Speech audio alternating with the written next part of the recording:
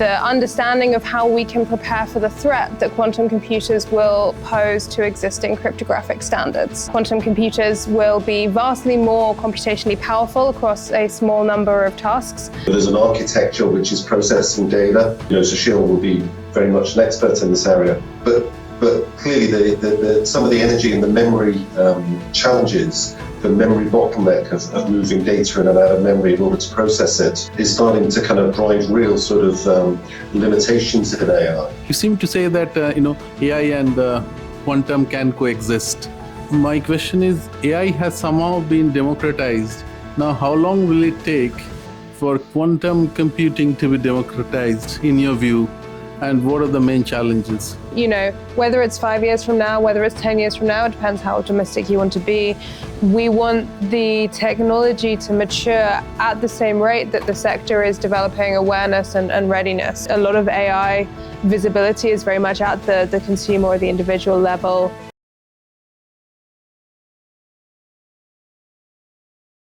Hello everybody and welcome to this edition of Tech Tuesdays. My name is Faisal. I'm from the GSMA Foundry. We are the proud hosts of Tech Tuesdays. And a big shout out to Subhash and the team from Tech Tuesdays for hosting this session. This session is going to be focusing on quantum. But before diving into that, some of you will be familiar with the GSMA, some of you may not be. So I'll give you a little bit of an overview as to what exactly is the GSMA. The GSMA is an industry association for mobile network operators from across the globe. Essentially, we represent our members, who are 800 across the world, on issues and matters like interconnect, roaming, handover, and increasingly around emerging technologies like non-terrestrial networks, AI, and quantum, which is the topic that we're going to be talking today. Why is it important to us? Ultimately, it's about monetization for operators, because increasingly, the amount of revenue that operators are generating is shrinking over time. We have to invest more and more in networks. We've just had an expensive 5G rollout. We're already talking about 6G. We have to constantly invest in the networks, and the monetization opportunity is not necessarily that clear. We can't rely on just peer-to-peer and consumer revenues to support the network development and the network deployments that we have. So consequently, we need to look at new opportunities and growth opportunities, and that's why emerging tech is such an important topic.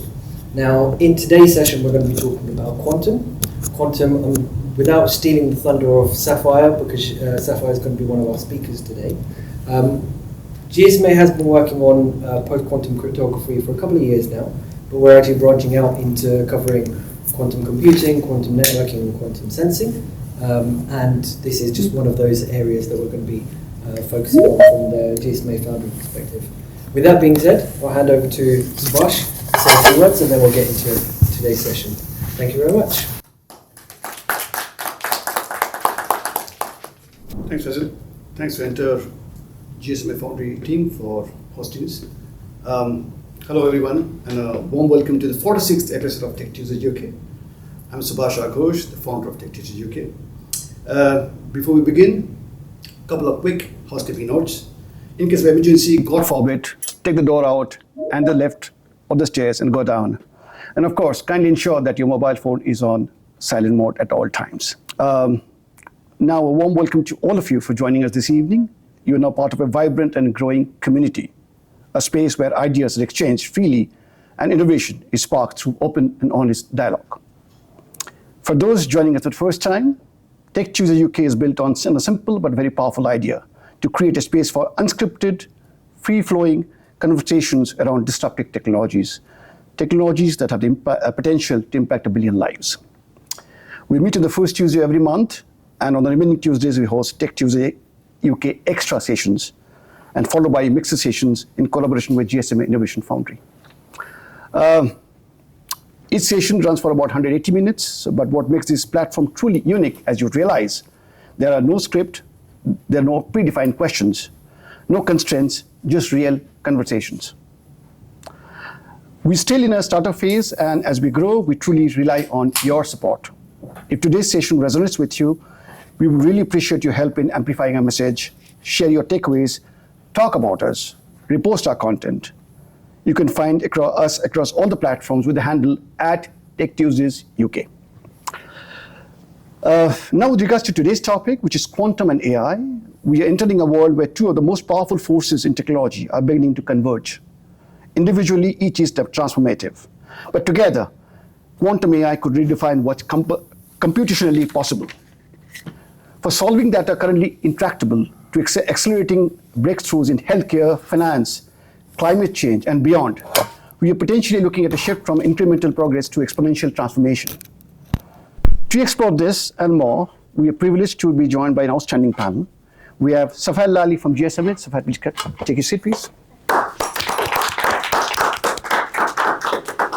We have Dr. Andy Sellers from University of Southampton joining us all the way from Canada. Andy, you there? Hi. And we have Sushil Tadikonda from Kyndra joining us from San Francisco. Sushil, you there? Wonderful, good to see you. Unfortunately, Nikhil Malhotra, our fourth panelist from Tech Mahindra, is unable to join at this point of time. There's been a tragic incident in his family.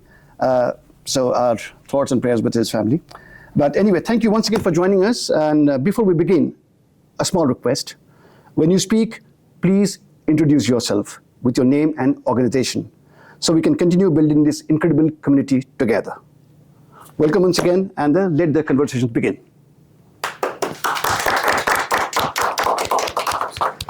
Okay, I guess we get started. I think the best way of doing this is for all of the three of us to give introductions, perhaps. So, Sushil, do you want to kick us off? You can hear me, Safar? I can hear you. Yes, loud and clear.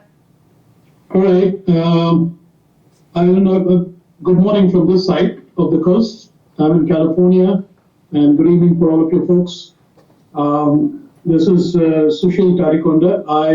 As I said, I'm based out in the Silicon Valley, and this is my second Tech Tuesday talk. So I'm really looking forward to it. Had a great time when I presented last time. So, and given the folks that you're talking today, I think this will be a good, informative session, not just for me, but for all of you folks.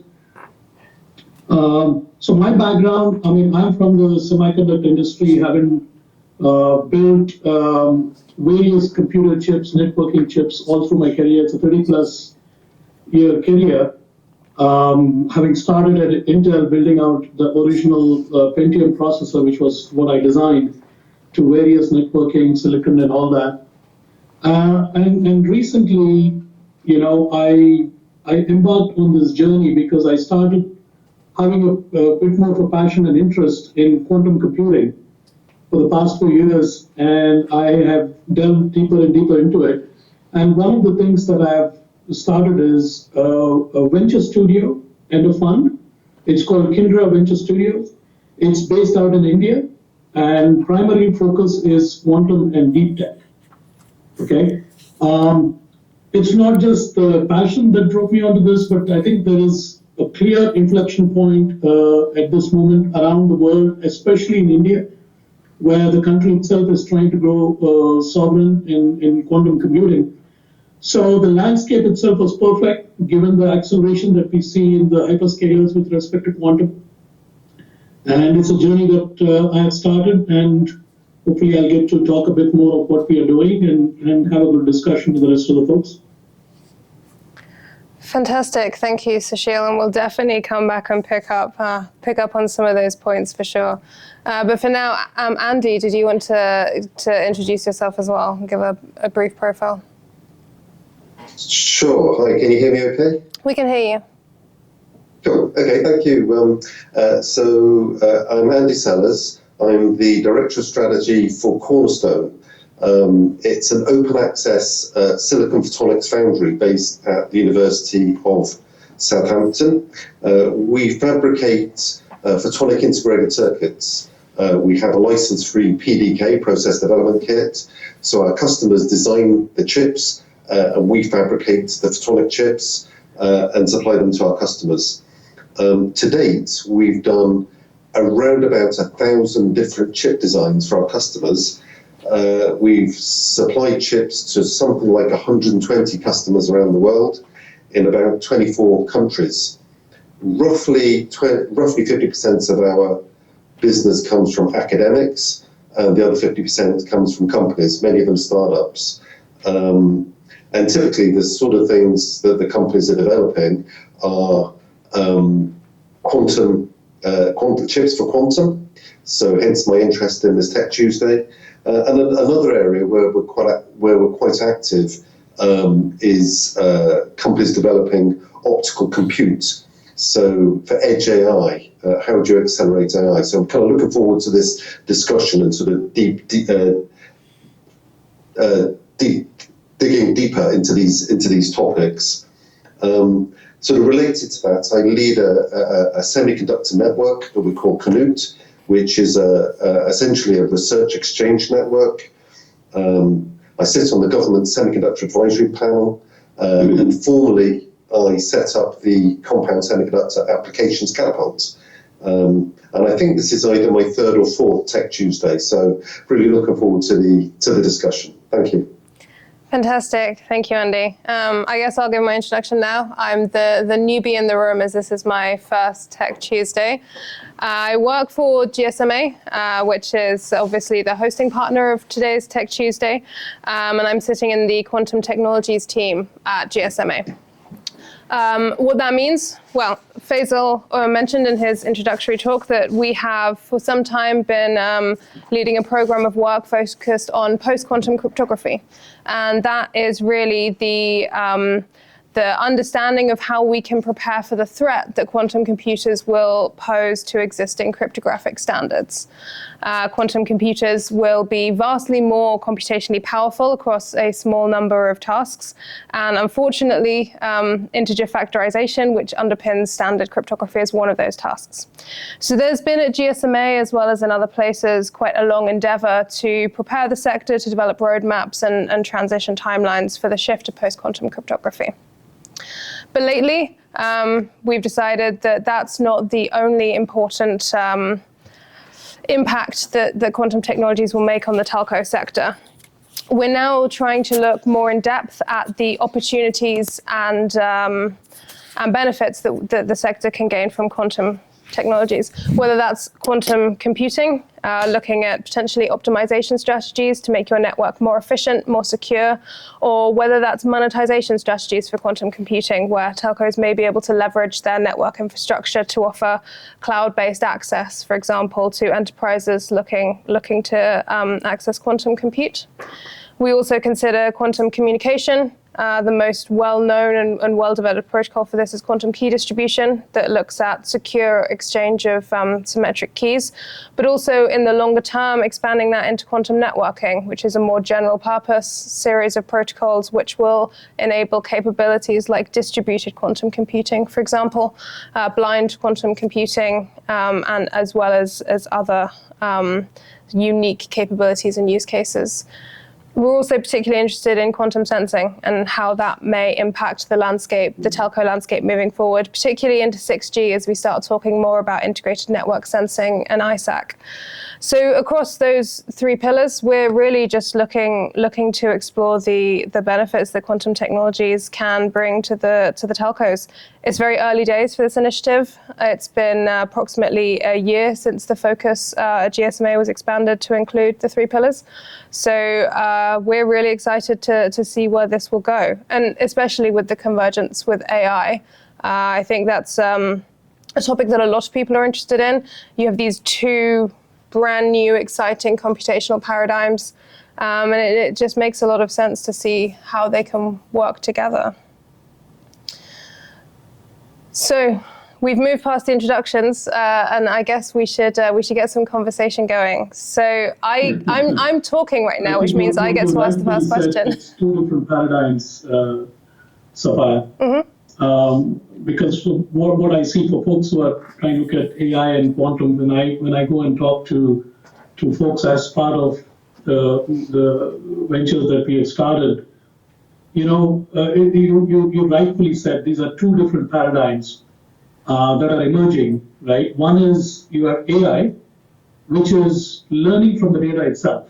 Now we have AI, which is capable of writing its own code, and then you have quantum, which kind of is rewriting the rules of computation itself. Right, Sapphire? Yeah. And Sapphire can add a lot more details. She's more of a physicist, so she can get into the guts of it. But these two paradigms, I think, are changing the game. In fact, they are all. I think that they're two sides of the same ship, right? Essentially, how we are computing, how we are learning, and essentially, I guess, how we understand the world at the end of it. So far. Yeah, I think that's a really good point. And actually, I've been thinking about this lately in the context of sort of the information theory and what computation actually means and how that differs between, let's say, your traditional classical computing, quantum computing, and then AI on the other hand. And here's where you'll have to fill me in a little bit online, because obviously traditional computation, that's rooted in the information theory that was developed in the 1940s by Shannon and others. And then quantum computing uses a fundamentally different type of information, quantum information, which has different properties, enables new capabilities, and requires different forms of processing. How would you say that AI deals with information? Because this is an area where I'm not looking forward to finding out more. I can jump in there a little bit, maybe. It's kind of not specifically an area of my expertise, but conventionally how compute chips have been designed is, there's an architecture which is processing data, and, Sushil will be very much an expert in this area. But clearly some of the energy and the memory challenges, the memory bottleneck of moving data in and out of memory in order to process it, is starting to kind of drive real sort of limitations in AI. And that's starting to sort of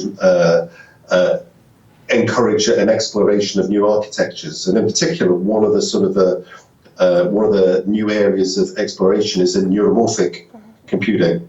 So sort of looking at how the brain operates and how the brain is able to, with something like 20 watts of power, how the brain is able to implement sort of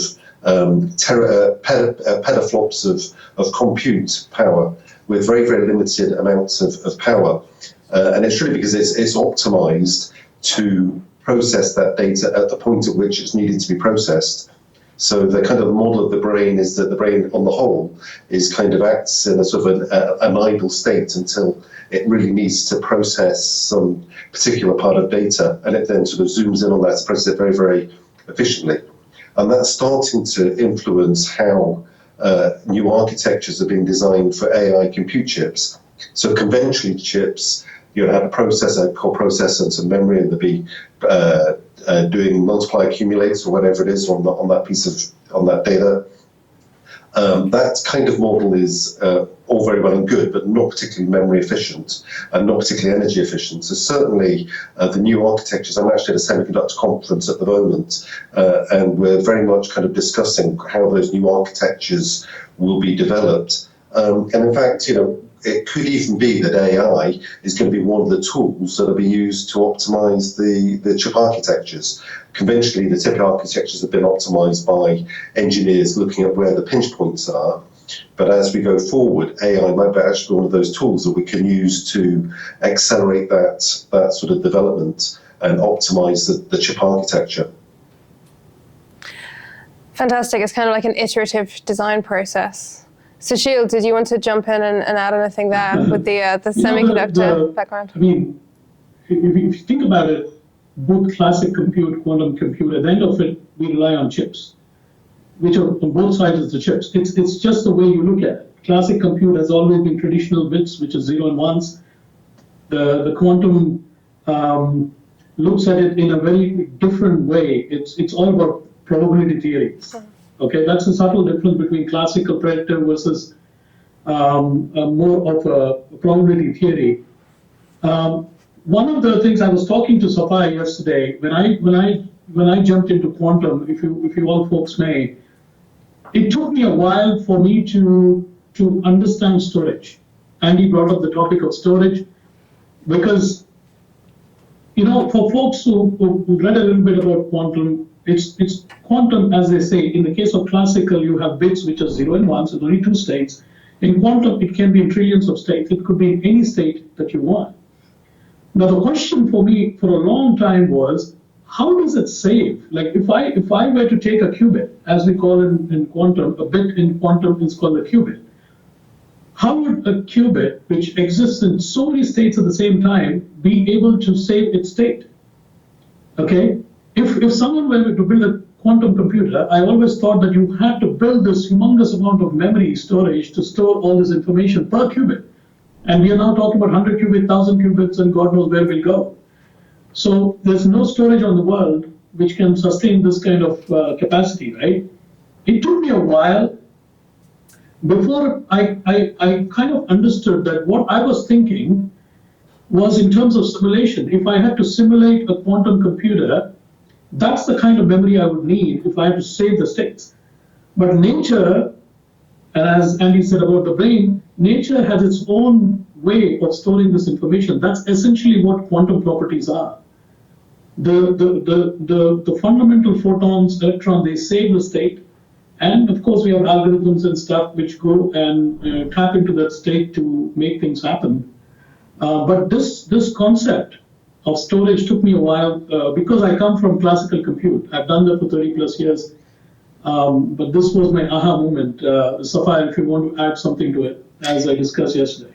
Yeah, of course. And, you know, famously when Richard Feynman was writing up the first sort of thesis around quantum computing, he said, nature is quantum mechanical, damn it. So if you want to simulate it, you better make sure you're using a quantum simulator. Well, I'm paraphrasing. He probably said it in a more succinct way than I did. But yeah, the idea that, you know, quantum mechanics is just a reflection of what's happening around us all the time. And storage operates in a very different way. So in quantum mechanics, we have something called the no cloning theorem, which means that given a piece of quantum information, you can't replicate that. With classical information, it's very easy. You know, a 0 bit comes in and you just make a mark somewhere and you say, I have 1 0 bit. And then you can use that to replicate the state of your classical computer later on.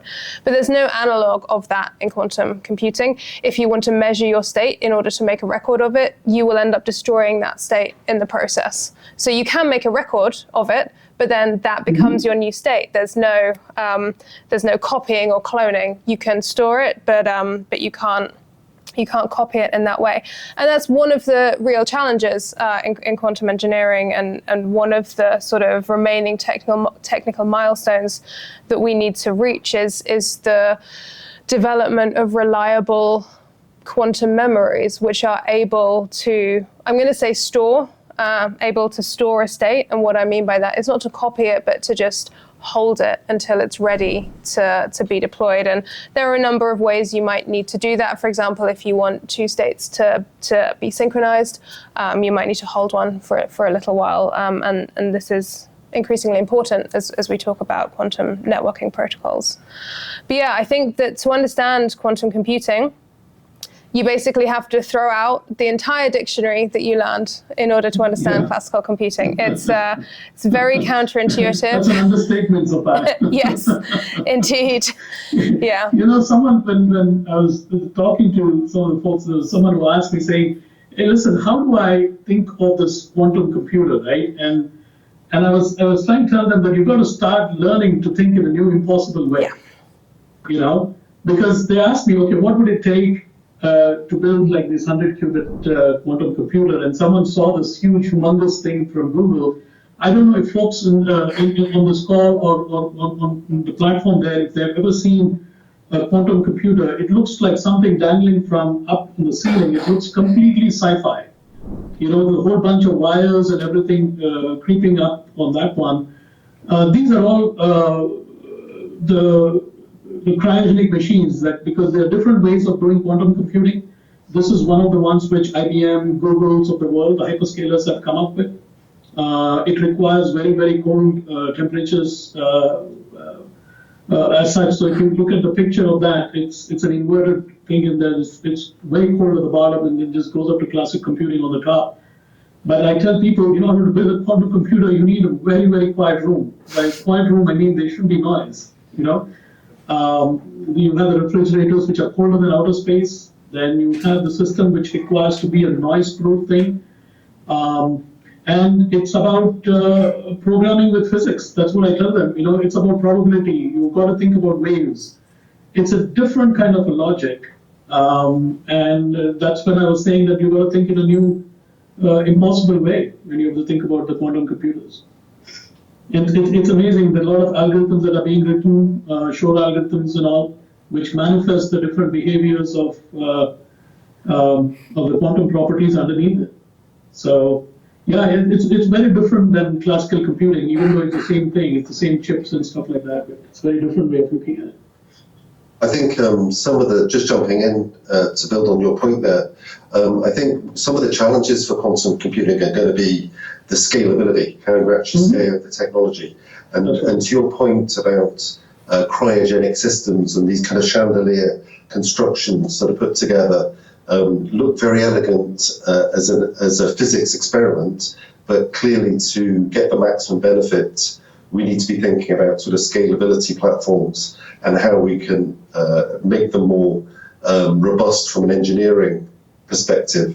And I think there's a couple of thoughts and reflections in this. I think there's still quite a few platforms, is my understanding, that are competing for attention for quantum computing. So things like superconducting, trapped ions, photonics, neural atoms, spin qubits, and topological. So different sort of platforms which are competing, a little bit like maybe the early days of classical computing, where they were competing architectures and competing microprocessors. And so there's kind of competing platforms for quantum. And I suspect it's going to be, they've each got kind of advantages and disadvantages. So they've got, in terms of their properties, such as the coherence time and the gate speed. So they all each have sort of different competing properties. Some of them, they might have a good coherence time, but a poor gate speed, for example. But I think what will probably drive the market, what will probably drive the successful platform, is the market adoption and which one is going to be the most scalable. And currently, kind of maybe it's looking like photonics is looking like one of the positive platforms for photonics, for quantum, for a number of reasons. One, it's quite a mature manufacturing platform. You can you can fabricate photonic integrated circuits with good reliability and good precision, and it also operates at room temperature.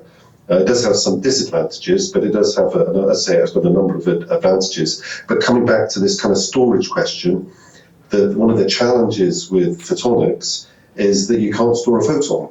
So when you're coming to develop any compute algorithm and you need to store a result, you almost always, I think it's going to be a combination of an electronic interface interfacing to a quantum system. There's going to be that exchange of maybe a classical compute architecture handing over a problem to be solved in the quantum domain, and then recovering the response afterwards and passing it back into an electronic system. And that kind of interface, I suspect, is going to be kind of help to address this storage challenge, but also kind of help to accelerate the adoption and the scalability of quantum. I don't know what you think about that. That's a good point, Andy, right? I mean, scalability, one of the things, like, for example, a quantum computer today is so expensive. It depends on the qubits that you look at. It's in tens of millions of dollars, right? One of the IBM computers around $80 million that cost us. Why is the cost prohibitive? It's the components that make up this whole behemoth of a machine.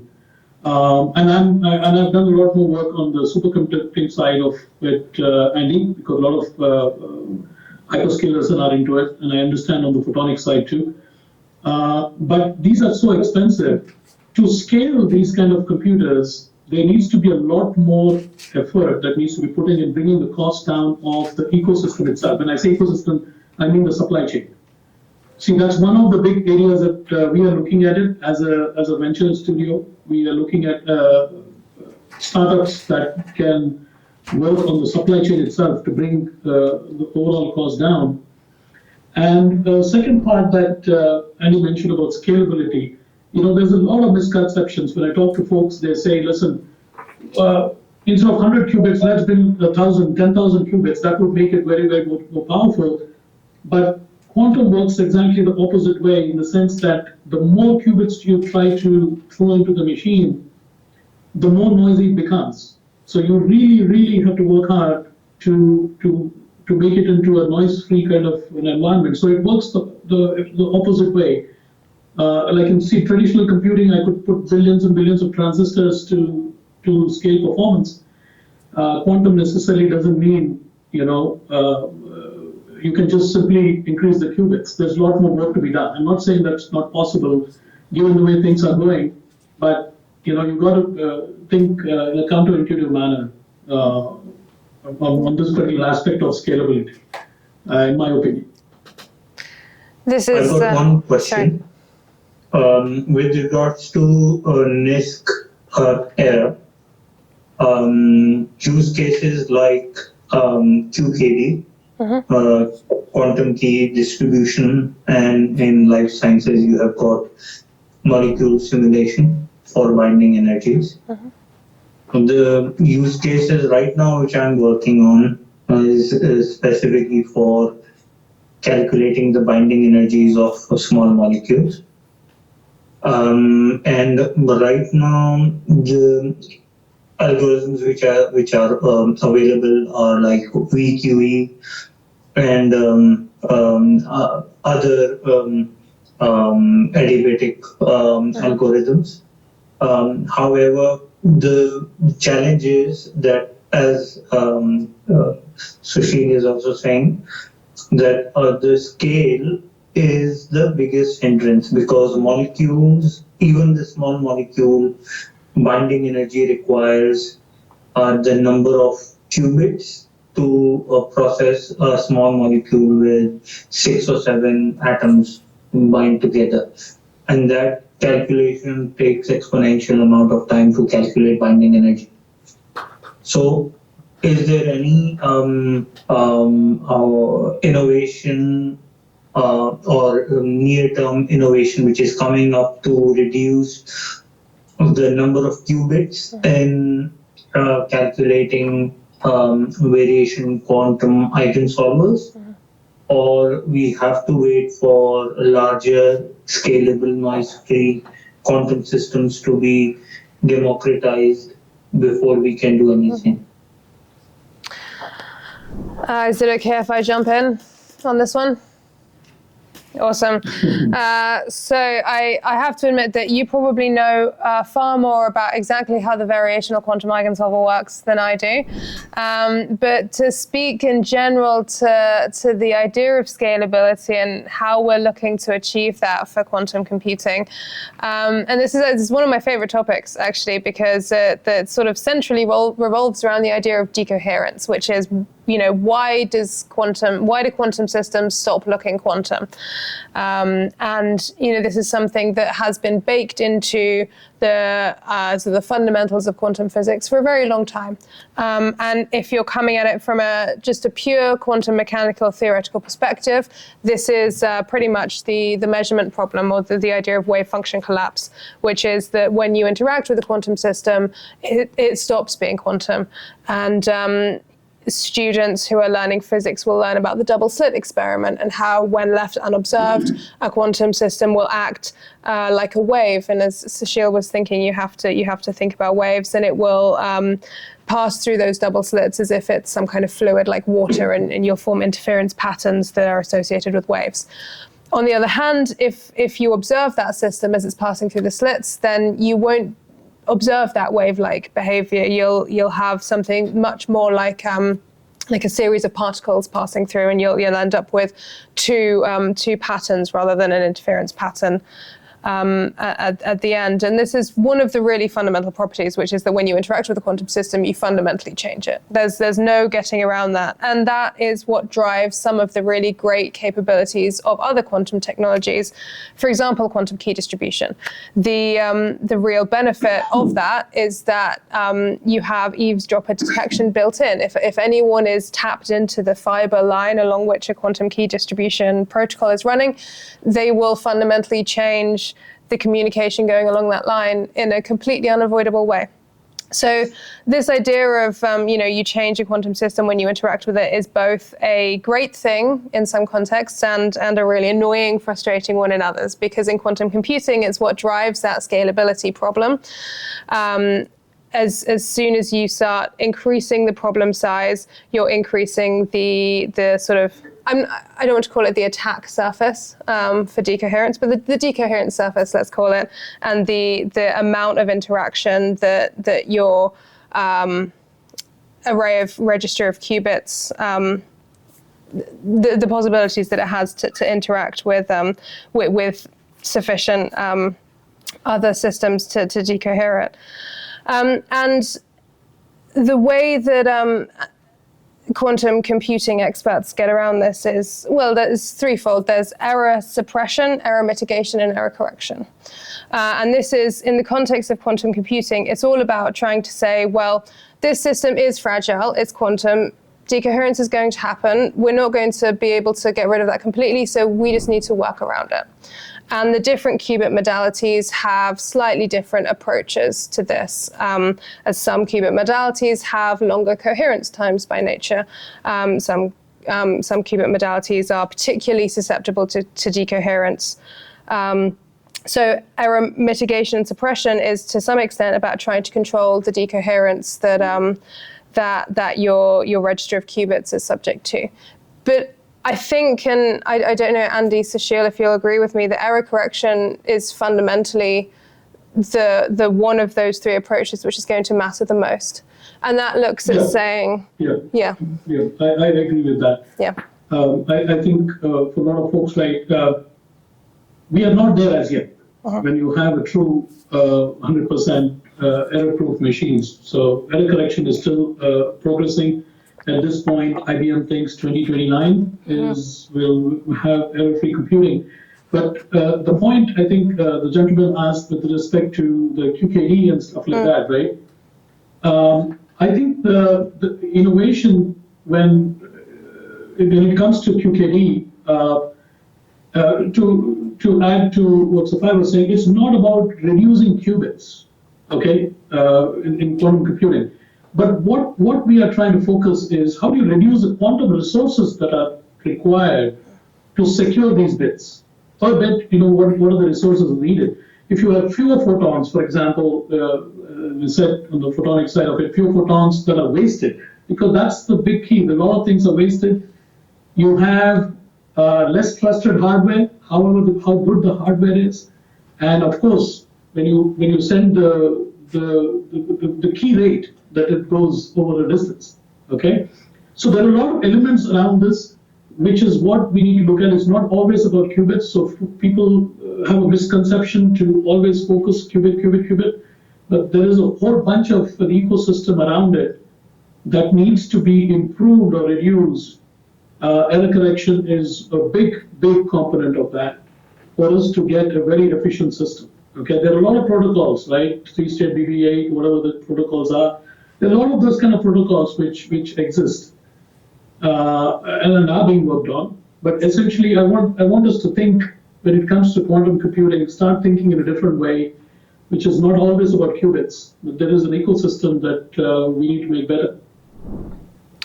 I have to say I'm probably guilty of just that, focusing on the qubits too much. Let's talk a bit more about the ecosystem, perhaps. You said that that's something you're really focusing on, and with some of the initiatives that you're working on at the moment. So could you maybe tell me more about the whole supply chain that goes into? Yeah. I mean, if folks look at a typical quantum computer, and as I said, I'm on the superconducting side of it. If you look at it, there is this whole cryogenic refrigeration, which is this extremely damn cooled refrigerator that sits out there. So it's it's very different than what it is. It's colder than space, right? So it's in sub-Kelvins, sub 200 Kelvins or whatever. So that's a big component of it. Then there is a generation of the qubits itself. You have the chips which are generating it, but to transmit, remember in the quantum, whenever you generate these qubits, they're all noisy, okay? So they need to go through their own filtration, amplification, And what you see in the quantum computer, if anybody, I don't know if you have a picture over there or not, but if somebody could look at it, all you will see is these wires with plates in between. The plates in between is where temperature changes. It's a junction to junction change in temperature. What the goal is to go from very cold all the way up to the room temperature. But in between, what you have is these amplifiers, these cables which are able to transmit these very precious qubits that you have generated all the way to the top, where traditional computing comes into picture. What happens, the magic in between, is what makes it a very, very costly affair when I'm talking about supply chain for a quantum computer. So the work that I'm focused on, which is with respect to the different startups we are looking at, in India, especially because of the National Quantum Mission, which has made it a mandate, which is how do we reduce this cost and make this more affordable and make it more mainstream, okay? Because if people have to understand, quantum computing, in a way, is around the circa 1965s of when real chips came about. Well, the only difference is it's moving much faster than the Moore's law itself. But in order for us to make this quantum computer mainstream, you really have to focus on bringing the cost from hundreds of millions of dollars to much more affordable in thousands of dollars. In order to do that, there's a lot of improvement that needs to be done in terms of generation of these qubits, transmission of these qubits, storage of the information, right? All of this stuff, there is a lot of innovation happening, not just about very sub-temperature kind of solutions, room temperature solutions, as Andy pointed out. So all these things is what I think in terms of a supply chain that needs to be worked on. So we have very, very different startups looking at it. And that's one of the big focus that we have so far. And Andy, how does that vary? There are some interesting parallels when you're talking about an ecosystem around quantum and also an ecosystem around alternatives for AI accelerators.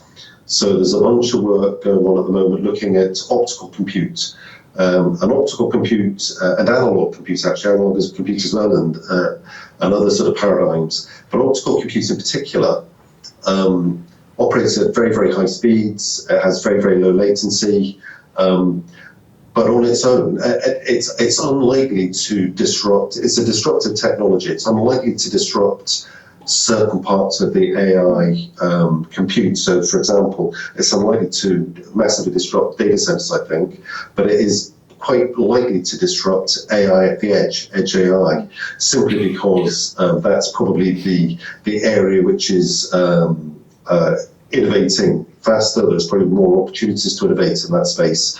And there are certain areas where optical compute has advantages over conventional compute. But equally, it needs an ecosystem around it. So you can't just develop a photonic integrated circuit to do an optical computer acceleration. You need an electronic interface in order to drive that optical compute engine. And there's quite a few startups in the UK, like Optalysis, for example, that have been working in this space, looking at which particular parts of the compute engine can be accelerated using optical compute, and how you actually then build an ecosystem in terms of an electronic interface to sort of maximize the performance of it. Yeah, I mean, you're right, Andy. I mean, quantum computing is not suitable for everything out there. One thing that I want folks to take away from this one is, suppose, for example, you have a database, right? Quantum computing can do jack with databases. It's not meant for that. But it's meant for things where it's a lot more compute intensive, which classical compute is not so good at. For example, drug discovery, security when it comes to cryptography. These are all data modeling. These are essentially great areas where quantum computing fits in. Okay, so when people ask me, is quantum going to replace AI? No, it doesn't. It's not going to replace AI. I would ask people to start thinking it as the coprocessor. In my engineering world, think of it as a coprocessor for AI. That's how I want people to think about quantum with respect to AI.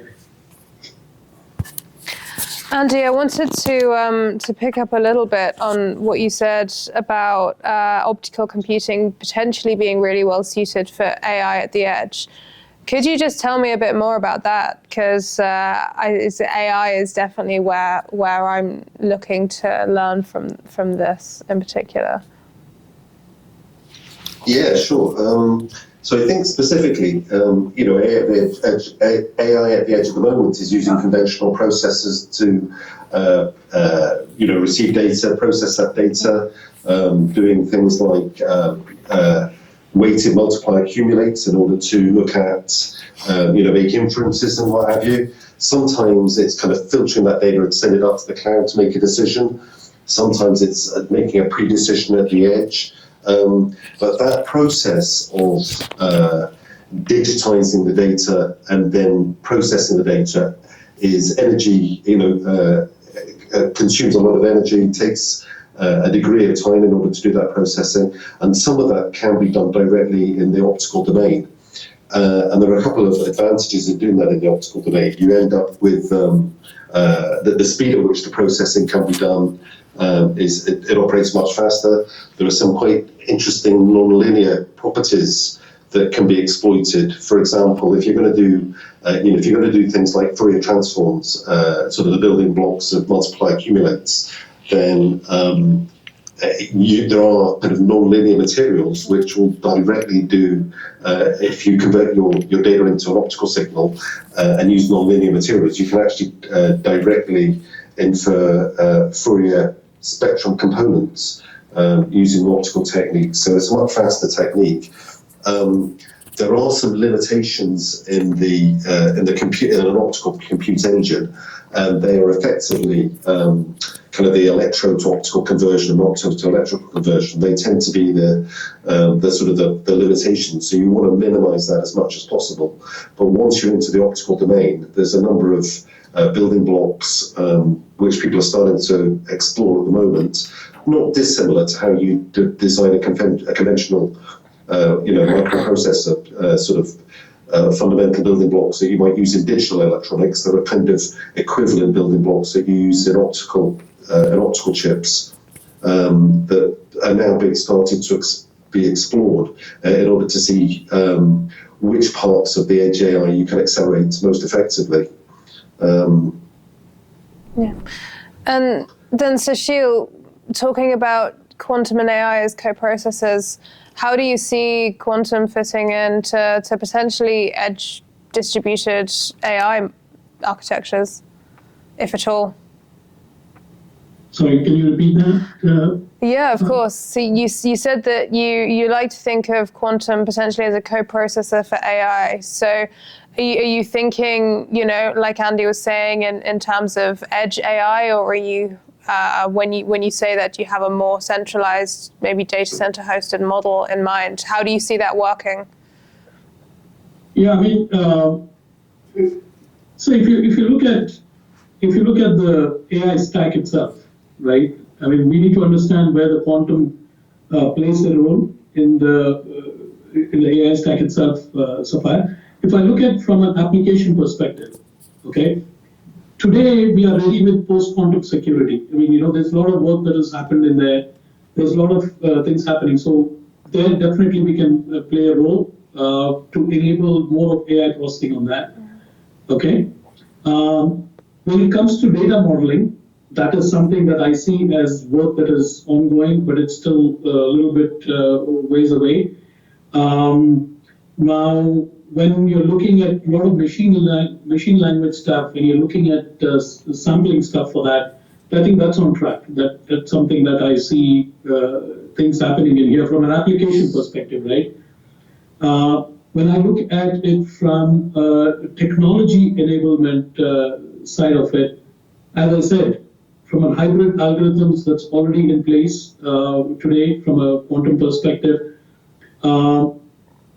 optimizing these co-processors, which essentially work along with your AI stuff, that is something that hasn't started. That is the future work that is very soon going to happen.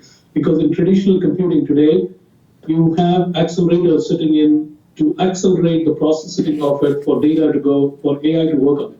Okay, quantum, think of it, quantum as sitting along with that to give you these additional processing of data so that the regular AI can go and do its job, which is a reason why Jensen Huang of NVIDIA is trying to invest a lot in quantum, because they need a lot more of this power to go and crunch very difficult problems, especially in drug discovery and stuff, to do the crunching, and then they offload it off into the AI stack itself, where it goes and does the processing. So that's where I meant from a co-processing stuff. Optimization of that one is something that is started. It's not there as yet. Okay, but I see a lot of work happening along those fronts, where you now have your GPU systems, traditional CPU system working along with your quantum in a co-processor manner. So I don't know if that answered your question. It was I think so. I wanted to bring in the context that we have the stack, we have a lot of things that happen in the stack, but I want people to think of quantum and AI being together. They need each other in its own way. So, or quantum and classic compute, quantum and classic compute needing each other. Just to make sure I've understood what you're saying. So we think a lot in the context that I work in about sort of hybrid quantum classical workflows. So, we understand the quantum computer isn't going to do everything. There's a specific task that the quantum computer is going to do really well. And we've got a lot of classical pre-processing either side of that task to do. So what you're talking about is workflows where you have a similar setup, but you have a sufficient quantity of data or a sufficiently burdensome processing requirement that it's best to use AI rather than, say, HPC to do that pre-processing and post-processing tasks. That's correct. So not every problem is a quantum problem. Yeah. Right, so far. You can't shove everything down in quantum saying, okay, it's going to do change things in the world. It doesn't happen that way. The classic computer is fantastic for that. But the problem statements, the bigger problems that we have, like, as I said, drug discovery is a big problem. You need these to work very well together. Classic and quantum. I see this, if in the future, as we see the data centers of the quantum computing data centers come up, what you will see is quantum computers and then you have the classic computers together. That's how you will see the data centers.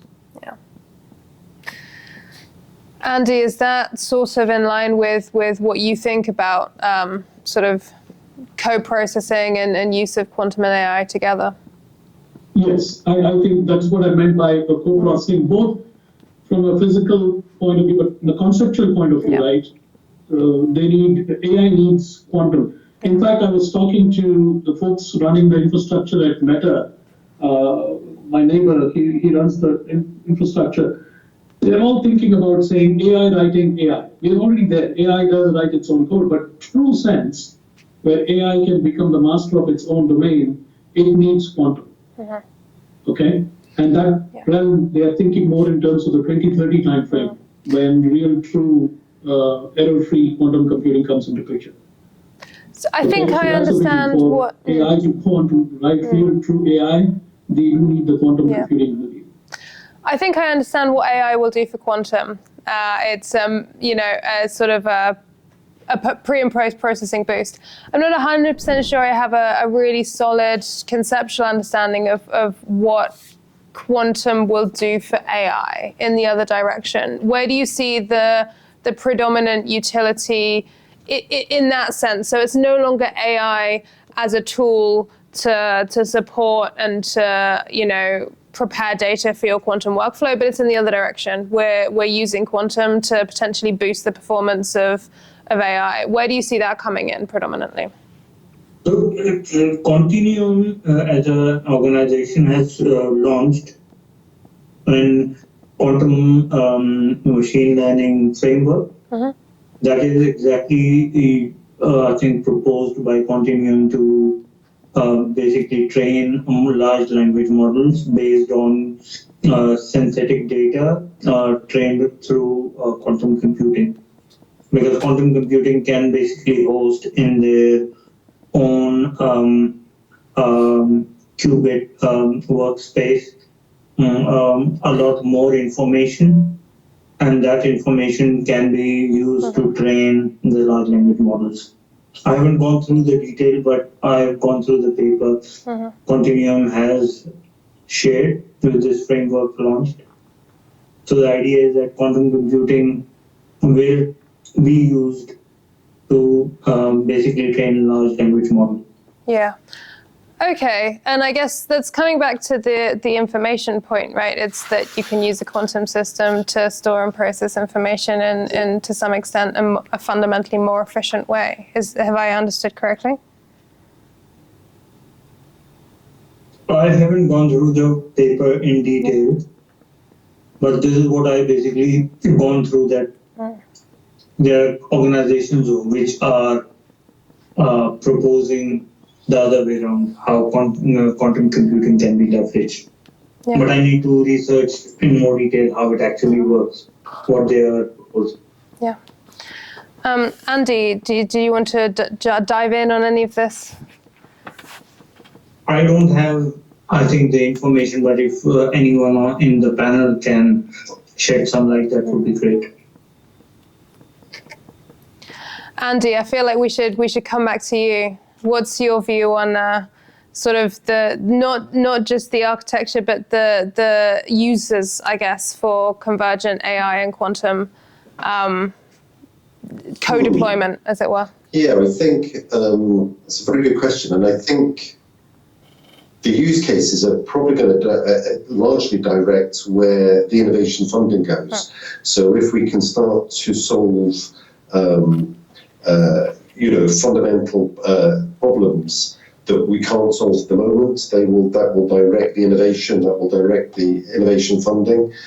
So I'm kind of thinking, certainly some of the examples we've talked about so far, kind of modeling, molecular modeling, pharmaceutical modeling in order to develop more effective more effective drug systems. I can see those sort of application areas driving the convergence of AI and quantum. Also, I'm led to believe that kind of new material discovery tends to be a bit serendipitous, and quite often new materials they're less designed, they're more discovered in labs, and then the properties are then investigated, and then the market is then developed in order to exploit a new material. Whereas if we can turn that on its head and we can describe the type of material we want in terms of its whatever, its weight, its electrical conductivity or whatever, and use AI and quantum to scavenge existing databases and predict and model future materials, I can see those sort of use cases starting to really accelerate the convergence. Because clearly in those particular examples, you could be coming up with new drugs and new materials that just do not exist at the moment, where you can have very large market. You could address a very large market, and that sort of funding opportunity will drive the innovation.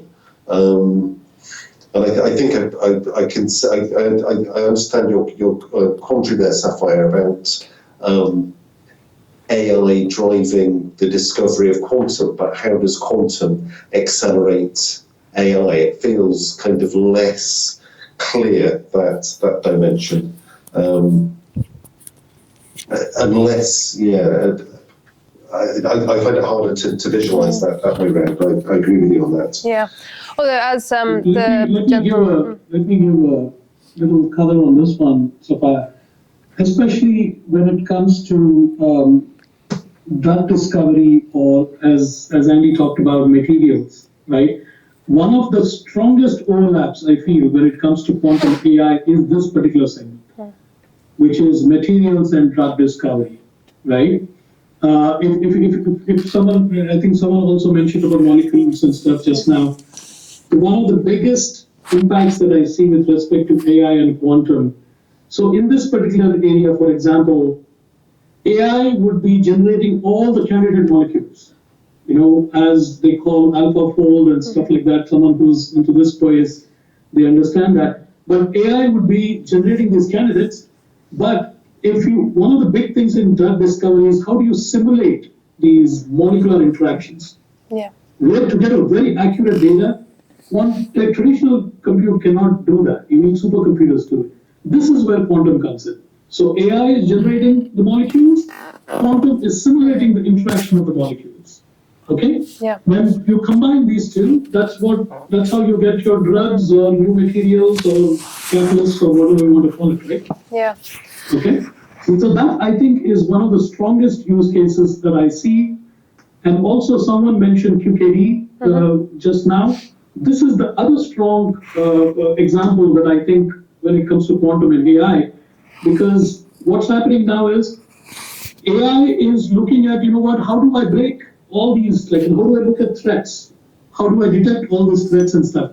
While quantum is looking at how do I distribute this information, which is the key distribution, QKD, as I talked about. Quantum is looking at how do I distribute it. AI is looking at how do I detect the threat. Yeah. So the combination of these two would be a great example, I feel.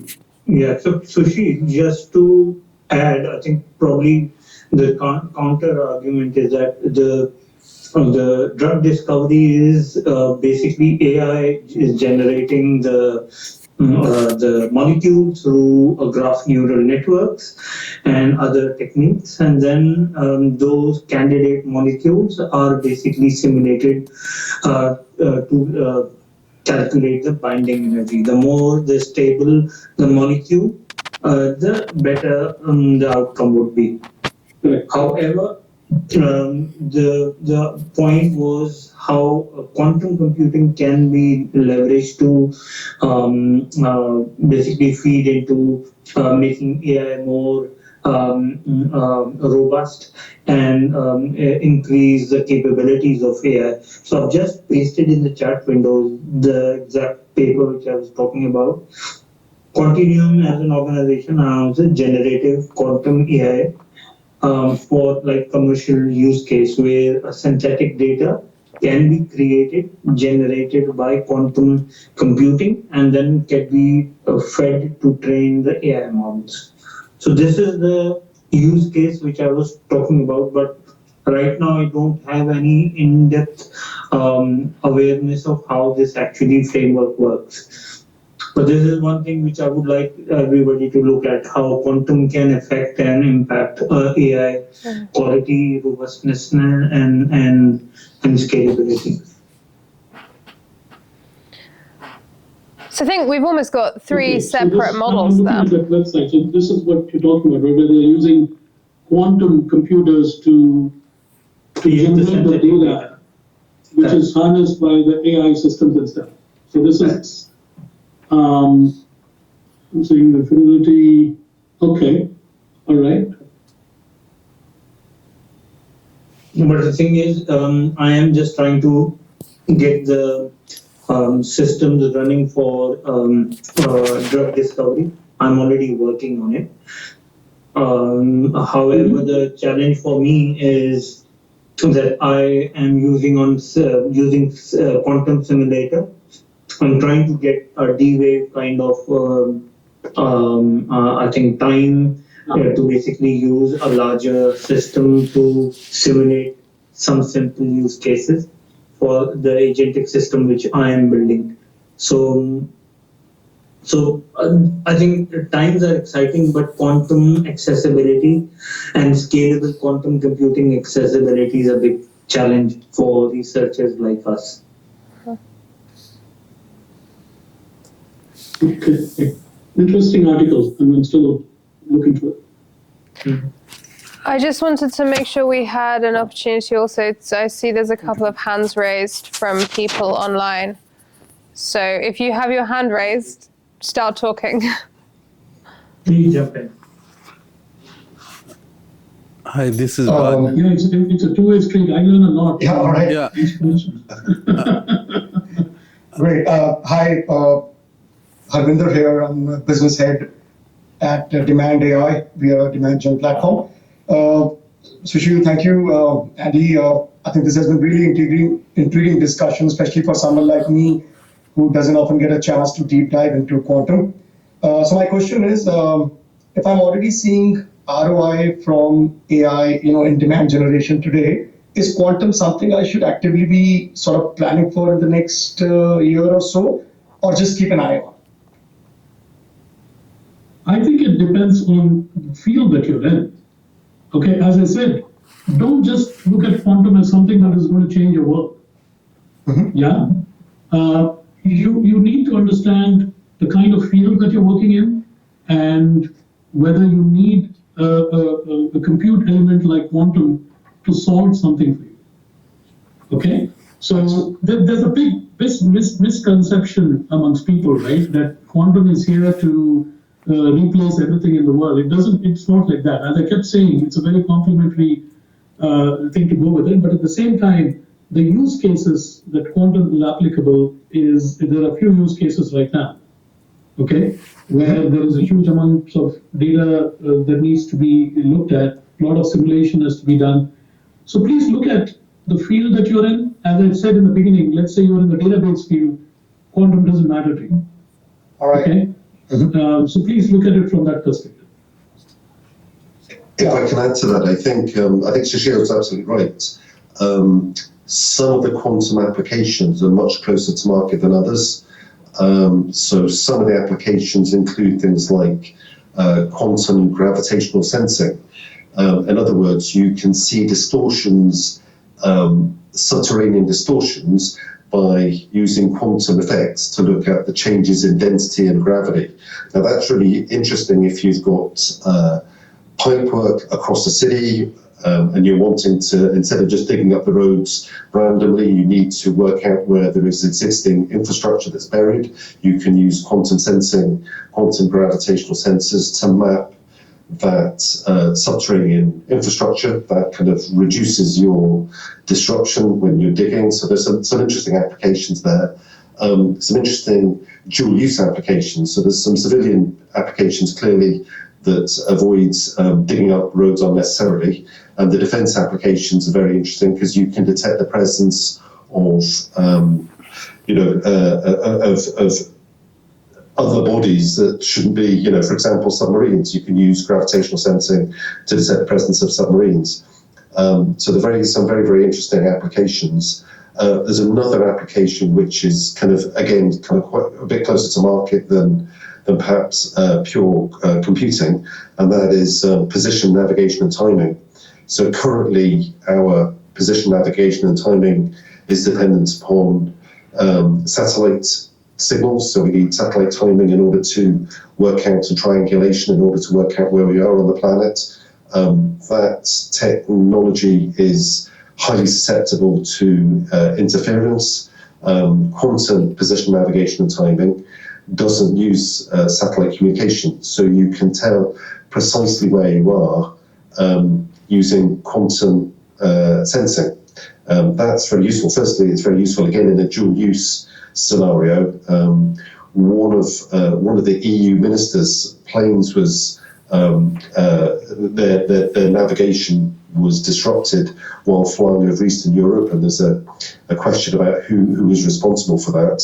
Clearly, if you have a quantum sensor, then you can't jam the system, so you're able to know where you are. So from a resilience perspective, very, very interesting technology. But also, you can also use it for underground. If you're underground, you can. If you're tunneling, then you can use quantum position, navigation, and timing to work out precisely where you are underground during tunneling. So again, some kind of quite interesting dual-use applications. And I think some of these applications, as I say, are kind of closer to market than others. Mm-hmm. So to your question, it's kind of keep an eye on, and some of those markets will start to unlock platforms, and those platforms will become scalable, and they will then find applications. They'll find other applications. It'll tend to accelerate the technology, I suggest.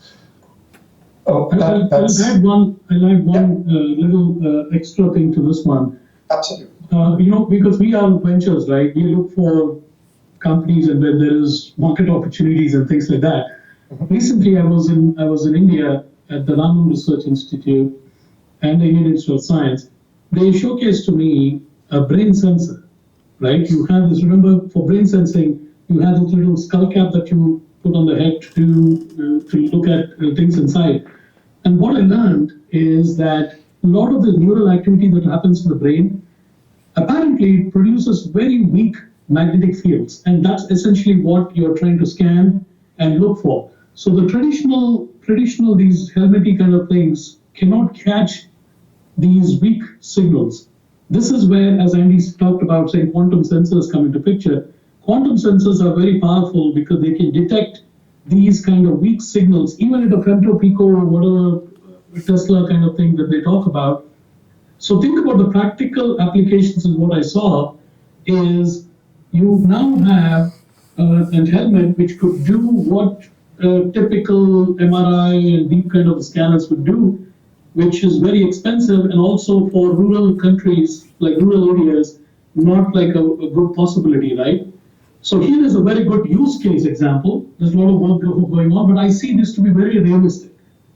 Okay, not just about drug discovery, I'm also saying about medtech, where the sensors and all that we are talking about, and I saw this as a live thing, and I thought I'll point it out that they're very, very, very useful applications of this in medical sector. Hi. Great, that's interesting. Thank you, gentlemen. I think so. It basically sounds like that someone in my position, the next 12 months is more about quantum proofing my sort of our data strategy. That's something which is really Yeah, keep an eye on the field. As I said, true error-free computing is still 2029-ish, right?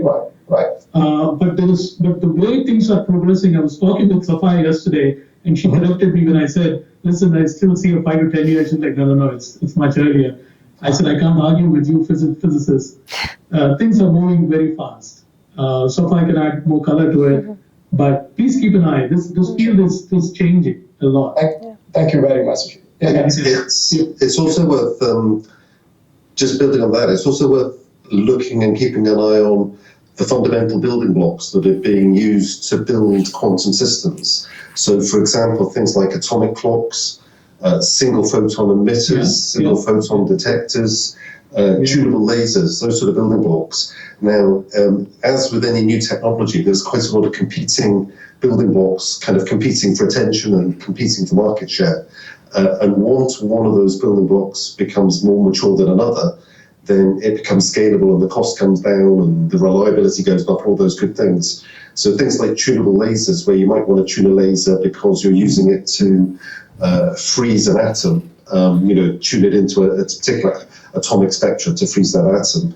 Once that particular technology starts to take off in terms of volume, the price comes down. It becomes a more of a reusable component, a more reusable component. So it's advisable to kind of keep an eye on the sort of underlying components that are being used to build these quantum structures.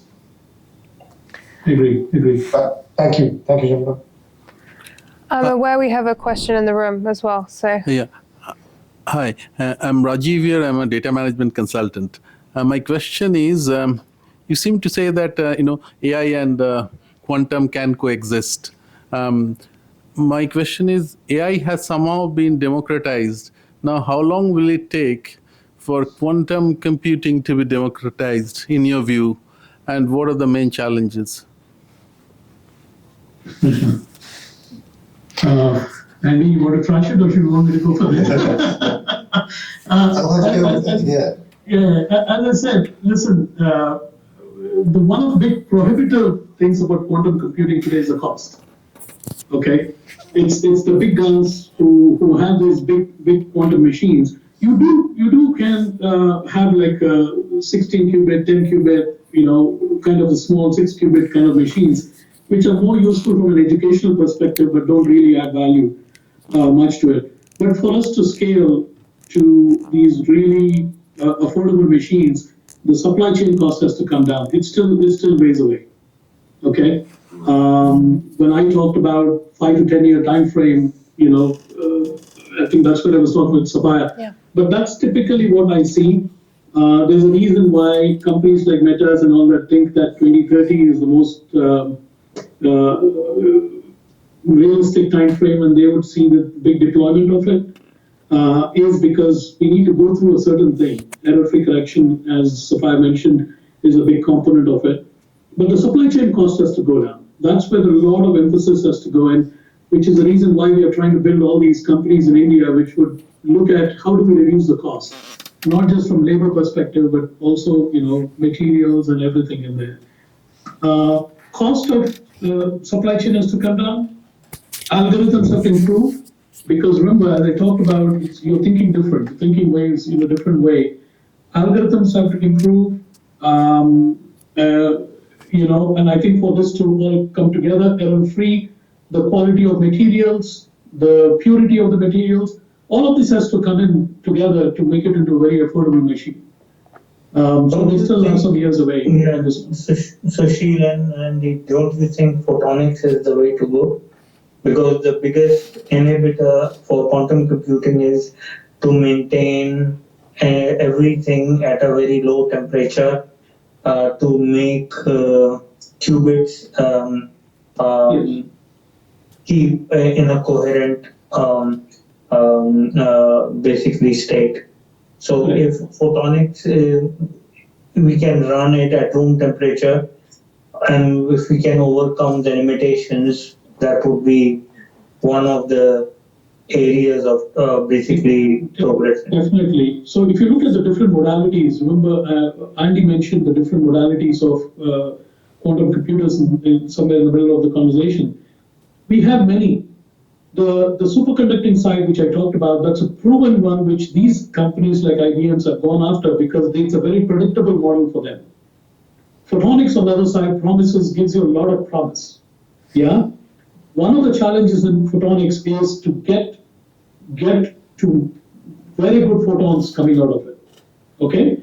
That's a challenge that they're facing. So every modality that you see has different challenges. If we give time, just like in traditional computing, you have ARM architecture, you have x86 architecture, you have MIPS architecture, you have gazillion kinds of architectures coming in. Modalities is the same thing. You have different ways of doing quantum computing. Give itself some time, and you will see some of them settle down into an area. Every one of them has an advantage and there's a disadvantage. So the technology is improving. At this point, I'm not going to bet on any one of them. The point that you make about room temperature, that looks very easy to talk about, but there is an underlying difficulties underneath each of these technologies. Okay, so that's why a lot of work and research is going on. And if photonics can solve those problems, I mean, that's the best thing that we can look at, right? We don't need cryogenic. There's a lot more work going on the cryogenic side too, to bring down the cost of it, to make it into a much more compact solution. So let's see where all the big researchers like our dear Sapphire take us to. So yeah, I'm not going to put my finger on anyone right now. Let them come together. Yeah, it's going to be. I think it's going to be Darwinian and very competitive. These different platforms. Yeah. Really, personally, I'm a big advocate of photonic integrated circuits. So I even have a little sample here that I can show you. I thought you had something good, Andy. But there are some similarities here to the early days of the electronics industry. So when the transistors, when people were working on transistors, there were lots of different types of transistors that researchers were working on. There were different types of hooking them together with different materials. Some materials worked, gallium nitride. Somebody tried to make a microprocessor out of gallium nitride because it has a mobility, or gallium arsenide maybe, because it has a mobility of 1,000 times faster than silicon. And it just didn't work because they couldn't get the impurities out of the system. And even in the early days of silicon, there were different ways of constructing things. There were things like emitter-coupled logic versus CMOS and all these sort of things. And it's quite sort of Darwinian and quite competitive. Different research groups are working on different technologies. And effectively, the technology that kind of wins the day is the one which is reliable, scalable, can be made at reasonable cost, can be scaled up and finds applications. And if I can just build on, address your question about sort of democratization, I think I'm not convinced consumers buy computers. I think consumers buy solutions to problems that they might have. And AI is very, very accessible at the moment, so that's why it's been democratized so quickly, because people are finding applications for it very, very, very, very easily. It's going to take, to democratize quantum in the same way feels a bigger challenge, just because what is the sort of the societal or the consumer challenge that the quantum is going to address, and it feels a little bit more, to my mind, to my thinking, it feels a little bit more niche compared to AI seems to be very widespread in its applications, and quantum seems to be very specific, highly targeted applications, is the sense that I get. I hope collaboration continues across the world for quantum breakthrough, because the way the world is going, everybody will have their own small quantum lab, and they will keep the IPs to themselves, and which is not good for, I think, humanity as a species to grow. I think more collaboration brings innovation faster, and I hope that is the case. We all effort for that, but there's a reality underneath that. As I'm talking to a lot more folks across the different continents and stuff, the geopolitical atmosphere has fueled this thing of each country having to be self-sufficient when it comes to hardware. Unfortunately, that's the world that we are in. But still, there is a lot of exchanges happen, especially at the fact at the university level. There's a lot of work that is shared across the different countries, but unfortunately, the reality is that every country will want to do something of their own. Yeah, I think one anecdote was that DeepMind CEO Demis Hassabis, he brought a transformer concept to the market and gave it for free. And now they are saying that we should have basically kept it closed loop.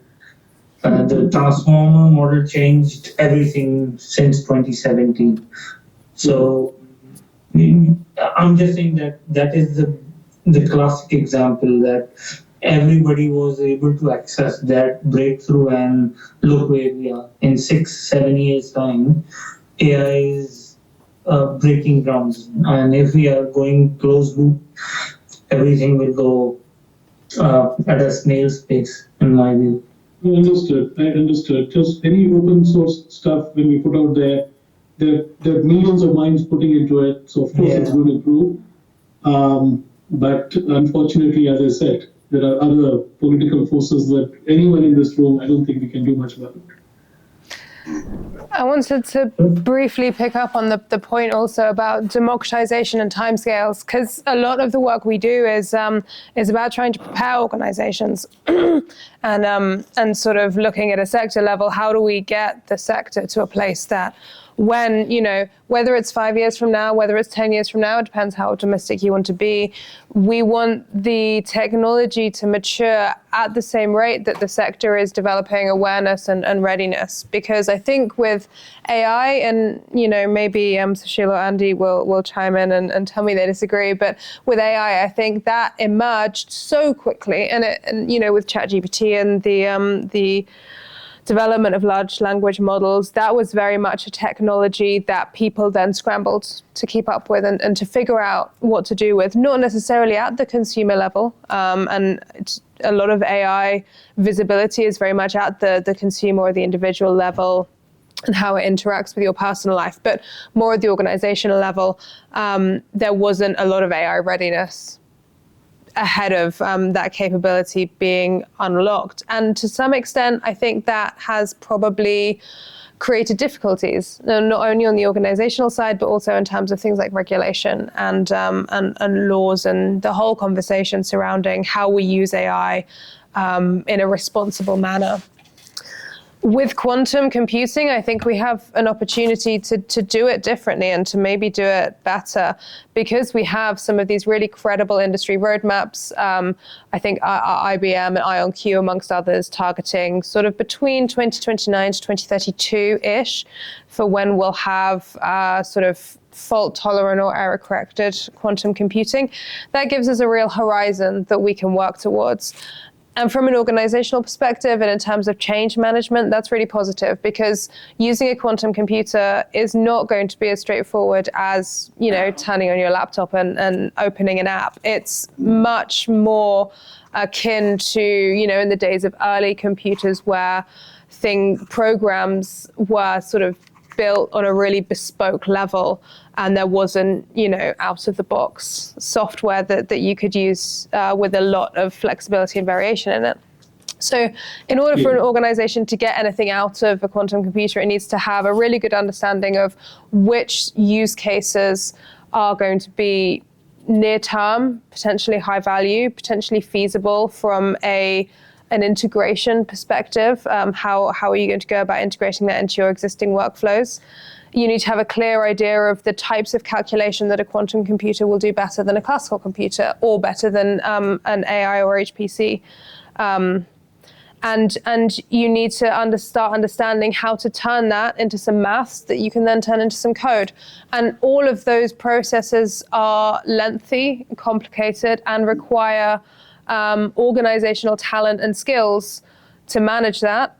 Or, you need to go out and hire someone to help you handle that. So, yeah, we still have a couple of years before the technology is anywhere near where we want it to be, but I think that we have an opportunity to use those years quite well, so that when the technology emerges, we're hopefully kind of pre-prepared we know what we're going to do with it.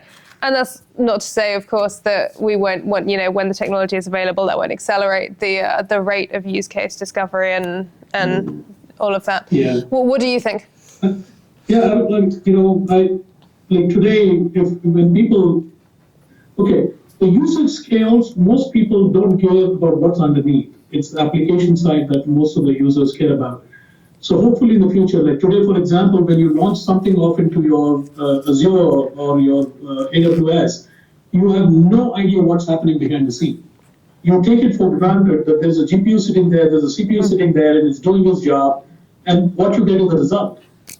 I would imagine in the future we will have something like this discussion about quantum, non-quantum become moot in its own way, that the application layer that you separate off takes care of things behind the scene, and that's how I feel a lot more users will be able to enjoy the luxuries of a quantum, non-quantum kind of a system. That would be what I think in the future will happen, when it become just like any other machine, right? I reckon probably some kind of conspiracy theory, which I'm just throwing, but I believe US and China have achieved quantum supremacy at a wider scale, and especially the announcement of Willow from Google, which is beaconing the era of noiseless, error-corrected quantum hardware. So I reckon I think organizations are keeping their cards to chest, which is a good thing. But let's see when these technologies will be available for mass market to consume, because these are literally disruptive. You cannot launch a 5,000 qubit quantum computer for consumption. Everybody's credit card will be rendered useless afterwards. So I'll try to dial down your notion of controversy and stuff like that a little bit. Look, some of the things like Google, that they put out white papers and all, remember, it's not still commercial. Okay, it's not just something that they have done this in a guinea pig kind of a setup. They've proven some things, but for it to scale, it's not there as yet. So let's not just go by some technique that somebody has put out a paper on and think that they're not putting out into the market. It's just because it's not there as yet. Now, you talked about China, that's in a different ballgame. The country by itself has pushed quantum from the very beginning, and there's a lot more applications that are hidden inside that we are not seeing. We hear here and there. When I talk to folks, I hear that. For example, I hear that on the border they use these walkie-talkies which don't use your GPS. They use more quantum mechanics underneath to do the communication, which is a real purpose application because you can't jam them now, right? So these are things that we hear. What happens underneath that, we have no idea. But they definitely are ahead. They have the technology progress to do it too. So things that happen in there, happen there. But let's dial down on the controversy a little bit, because this is an evolving technology. I'm really excited about it. I think that's probably a good time to come to a couple of the other questions that we have in the room, if that's okay. Yeah, hi, good evening, everyone. My name is Sia.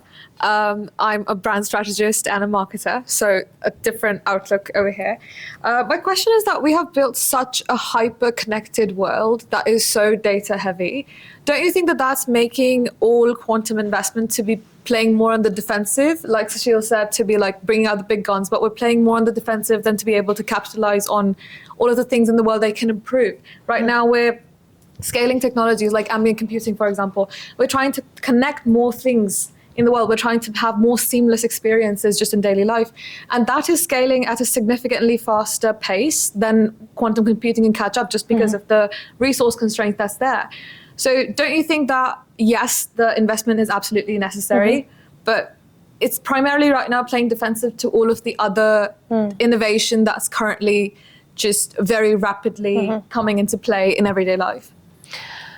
I hope you don't mind if I jump in on this one, because this is fundamentally this is a connectivity question, which is my jam. So yeah, I think that in GSMA and within the telco world more generally, we are I think the theme for MWC this year was the IQ era, which is, we're living in an increasingly data-saturated world. Increasingly, we have to be smart about the way we process that data and about the way we get data from one place to another. Specifically in that context, in sort of the connectivity ecosystem, there are a number of really interesting suggestions for how quantum computing could potentially be used to streamline or optimize some of those processes. For example, traffic routing is one of those problems that quantum computing is likely to be able to solve really well because of the underlying mathematical structure of the problem. And this isn't something that only comes up in telecoms. You'll also see it probably in sort of connected vehicle processing and potentially aspects in manufacturing and connected production. And it's fundamentally the traveling salesman problem on a really big scale. And that's one thing that quantum computing is expected to potentially do really well. And that sort of idea of, we've got all this data, how do we get it around the network in the most efficient way possible? You could see that as playing catch up if you wanted, I think. But you could also see it as, well, we are developing this technology that's going to help us solve this problem at the right time for this to be a problem that needs solving, which is a little bit circular. But, with all of, quantum computing is a solution. I think, Sushil said, eventually we're not going to care. We're just going to, I think he didn't say it exactly like that, but at the end of the day, quantum is just going to be another tool in your toolkit. No one is going to care, whether you're using a quantum computer or not, once that tool has sort of reached the mainstream. But if there were no problems requiring that tool, then we probably wouldn't bother developing it. I think from a connectivity specific perspective, there's maybe a really nice opportunity for us to fit some of these design principles into the next generation, or maybe the next but one generation of network technologies, and to be able to bring, some of those concepts that Andy was talking about earlier, AI at the edge. Maybe we'll have quantum processing at the edge, or quantum processing integrated into various different network, different layers of the network in order to improve that optimization, that efficiency, and to get the network running as efficiently as possible. I don't know if Andy, Sushil, you want to chime in on that? I think I want to answer the lady's question in a slightly different way. I don't want you to just think quantum as just a computing aspect. Okay? The discussion is around saying, listen, there's applications, those things are scaling and blah, right? So compute is just one of the pillars of quantum, right? And as I described to you where it's headed in terms of the cost and stuff like that, but there are a lot of other applications in the quantum, which is there's a growing realm of it, and which solves problems in a real sense. Just like I talked about the scanner stuff that I talked about, that's the quantum sensing aspect of it. So quantum communication, quantum sensing, quantum materials, quantum computing, these are the different pillars of what quantum is about. So the innovation is happening in all these different areas.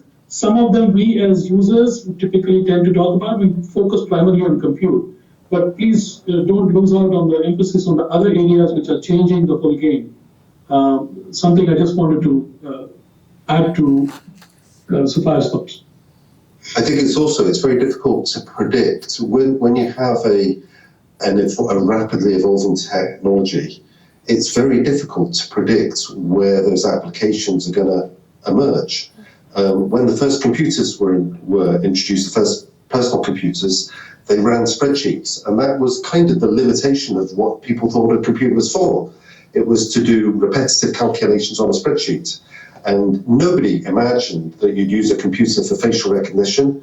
Nobody imagined you'd use a computer things like AI at the moment, where some people are using AI to generate, images of people without their coats on. Nobody would even have imagined those sort of applications at the beginning. It's very difficult to imagine applications where the technology is emerging and evolving so quickly.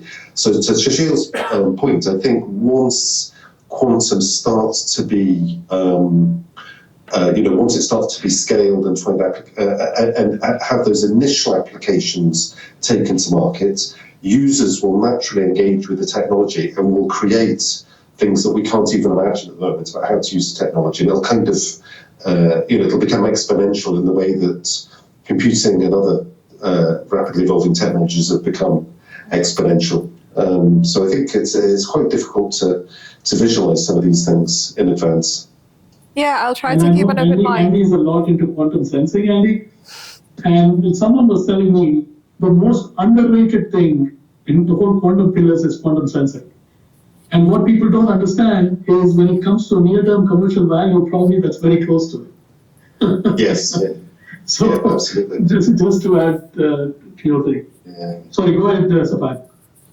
Actually, I was just coming back to I'll try to keep an open mind. There's possible solutions to problems we haven't even invented yet. So we'll get there. But it's a good reminder to, again, keep an open mind, to just have that, okay, as things emerge, we'll keep up with it.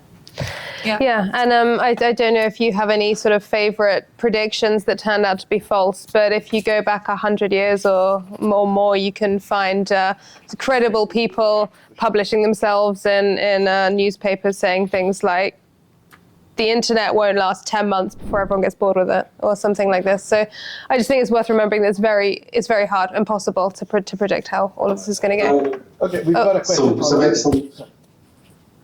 Some excellent predictions were things like in London you wouldn't use horse travel because there'd be too much horse manure produced by people wouldn't travel because of the amount of horse manure.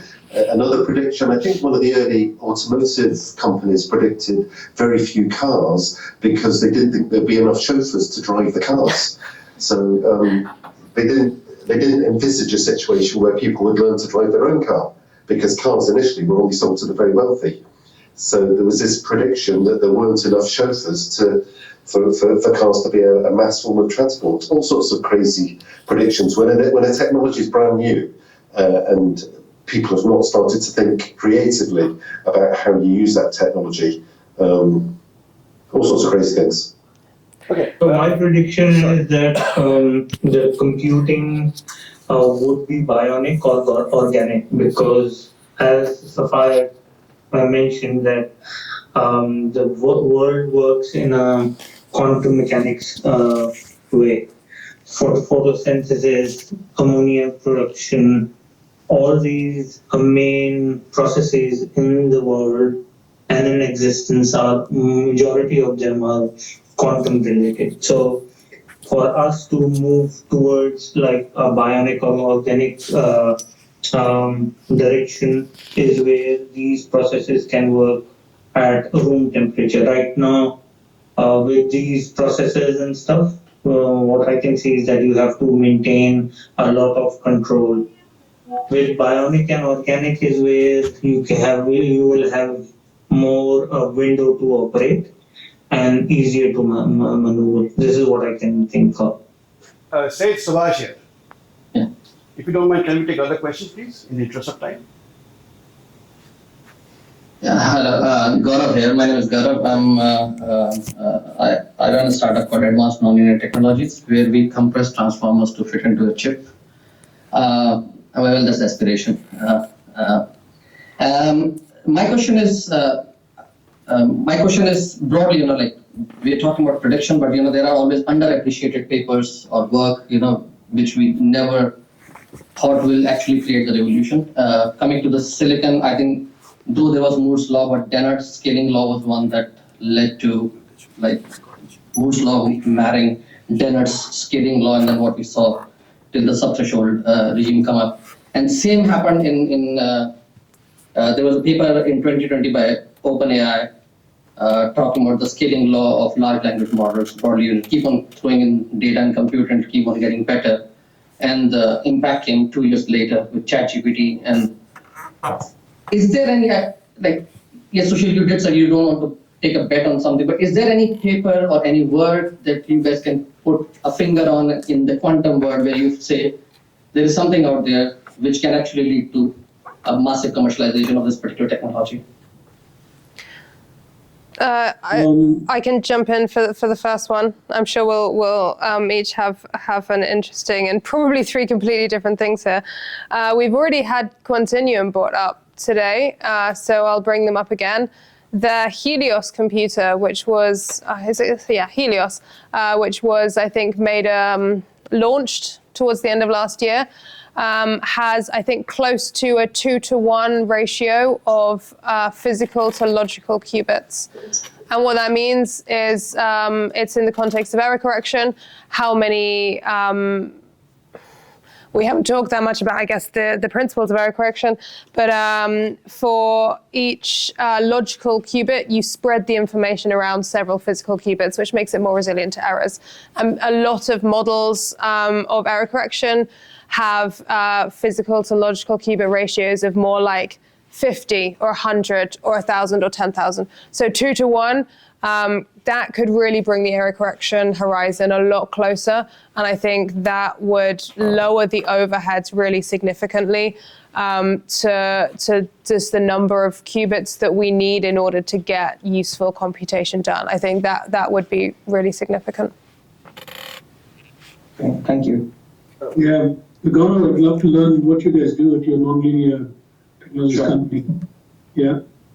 We've got one out I'll be happy to share that. But Sushil, maybe what Sapphire did to chat, that could have been the reason why she is going to be much more closer than 5 years. Do you see Andy or Sushil? Do you see any work which as we can go and read and maybe that can be the. Not off the top of my head, but I'll be happy to share whatever I could unearth, right? If you're looking at some papers and all, that's what you asked? Yes. Yeah, I'll look to it. I can't think of anything off the top of my head also. But also I'm kind of thinking, if you're reading research papers, quite often, if they're technical research papers, quite often they're grounded in the existing science at the moment, and therefore they're kind of taking a linear extrapolation of where today's science might lead. And I think the difficulty with that is that the human brain is not very good at thinking about exponential change. So we're quite good at thinking about linear change and seeing how something is moving in a certain direction and predicting where it might be in 5 years or 10 years. But when you have exponential change, rapidly changing technologies, the human brain isn't naturally, we don't experience that in any other walk of life. So it's very difficult to think about what might happen to an exponentially rapidly changing technology. So I'm not, I guess the point I'm making is I'm not convinced that necessarily a scientific-based paper will be the best mechanism to predict future applications. It possibly needs a little bit more kind of Delphi creative extrapolation. I can't think of a better way of explaining it. Hope that makes sense. Thank you for that. I think we'll quickly come over to another question in the room in the interest of time. My name is Ronak. I'm a first year uni student doing computer science. So I got sort of like a two-part. My main sort of questions are, what problems are going to be solved at a society or a consumer level when quantum computing can be used by the masses? And after it's been rolled out and it's in mass production, how will it affect the workforce? Okay, maybe I can jump in on this one. So I think I mentioned earlier, and I'm very happy for people to disagree with me on this, but I don't think quantum computing is necessarily going to be something that individual consumers are using on a particularly regular basis. We've heard a lot about drug discovery today. I think that's going to be one of the real impacts. Faster development of potentially bespoke drugs is going to be really significant, and that kind of molecular simulation will extend into fields like manufacturing.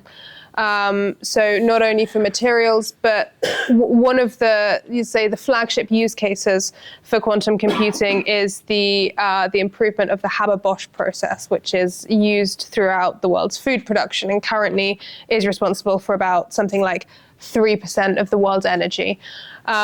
The way we do that in current manufacturing, we know isn't the most efficient way, because we see a more efficient way happening in nature, but we can't figure out how to replicate that. We think that we'll probably be able to use quantum computers to get to the more efficient way of doing that, which in one single use case would cut that portion of emissions, that 3% of the whole world's emissions, down to about 1% of what it currently is.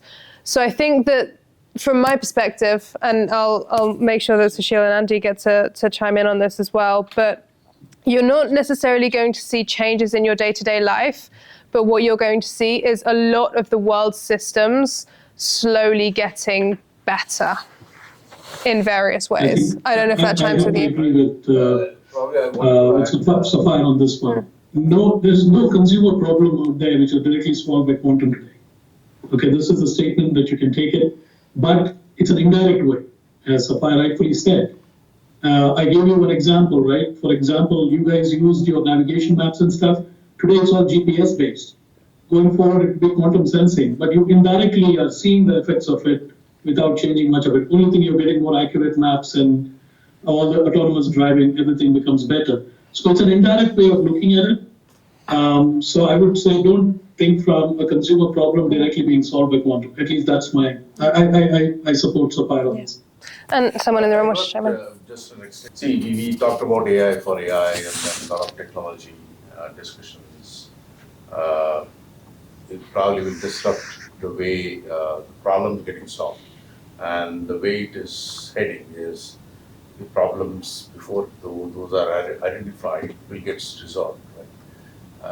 So the question is, it's more maybe speculative probably, is maybe what kind of problems as human we will end up having on our table to solve.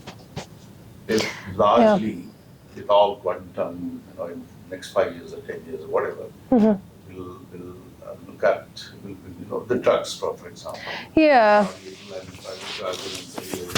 Here is the manufacturing process, one manufacturing, or it will probably start dishing out pills as well, or medicine. So what is that we will end up when we wake up? And Andy, you want to jump in? It's kind of adding on to I think, so modeling complex molecules we've talked about and drug discovery. Personalized medicine, I suspect, is going to be one of the areas where quantum could have a very big impact. So, for example, quantum could do the sensing in order to, as Shashil was saying, it could do the sensing in order to understand how the brain is operating and the functionality, etc., but also modeling that and modeling personalized drug discovery. If you have an illness, identifying the illness, and then creating a personalized drug that is targeted for your particular illness. That's the sort of thing, I think, which is quite a complex problem, which would also have a lot of societal benefits. And I think the other area is this kind of, optimization of complex problems where you have multiple variables and you're trying to optimize. I mean, the classic one, Sapphire's talked about this. The Amazon delivery is the classic optimization problem. What is the order in which you deliver the stuff? But there are lots and lots of examples. I think the complex thing there is the interface of presenting the problem to the quantum system. So what you don't, this is as we talked about kind of earlier about how how society will interact with the technology. If you're able to articulate your problem that involves complex multi-dimensions. For example, as a simple example, the Amazon delivery, the quantum system can then actually come back with a very rapid solution to that. And that's the sort of, I suspect there's going to be that sort of optimization that'll be most effective. We'll take two last questions. Yeah. Hi, Ajay here. I'm from Global AI Tech. I provide AI solutions to organizations. So actually, it's an amazing session. I think I feel more in an advanced physics class than a computing class. I think it's fantastic. Quantum is, I don't know whether it's right to call it a computing or a quantum computer. I think it's more a super machine, I would think. So my question is around two areas. I'm just wondering, is quantum going to be universal? Will it have a universal programming interface or a language where one can easily use it and program it for its own purpose? Or is it going to be a super machine which can throw outcome for some complex problems and feed it into an AI? And I heard quantum and AI being synonymously spoken of. Can quantum independently networked and become universal to end users in some time? Is it feasible? I don't know if there's a time frame, if it's feasible. Otherwise, is it just a centralized power machine which feeds into an AI, LLM, or a model system which is digital? So analog to digital, can it work analog to analog across universally with a programming kind of an interface? Is there some thought on that, or it's not really something that you have envisaged? It will always remain quantum backend and then a front-end digital computer which will take inputs from the quantum machine and then feed it to the universal outcome. I don't know. Let me take a stab here. I don't think quantum will have one universal programming language like what we have in the classical computing, right? As I talk to folks and interact with universities, what I see is there is a standardization coming at a much deeper layer than what you think about, right? Whether you're looking at the primitives that you build the algorithms on, or whether you're looking at the mathematical representation of something, or the intermediate state that you represent in quantum. I see standardization in that one, but I don't see a single universal programming language, because also remember the hardware underneath them is still diverse, all right? So there is no common hardware platform as it's coming in. So yeah, I think if you look at the compiler stack, the abstraction layers, yeah, they might be the winners in this, but I don't see a global Python for quantum. So you don't believe in Qiskit? Yeah. No, so I just have an addition to that is so the way I see it, it's like a quantum is an analog machine, which is not digital like 0 to 1, like Sushil you mentioned. And it will essentially feed the power to the front-end machines, which is a compute machine in a typical digital fashion. And then it'll be networked in a digital way and not the analog way. Like Andy gave an example of an analog GPS, right? And it's like non-intrusive, non-hackable, right? Something which obviously any computer engineer would want, because the digital network is so randomized and so corrupted today, and it is not safe at all. Is it safe or feasible for us to move to an analog computing, sensing, model if it's feasible. I don't know whether that's a possibility over some horizon.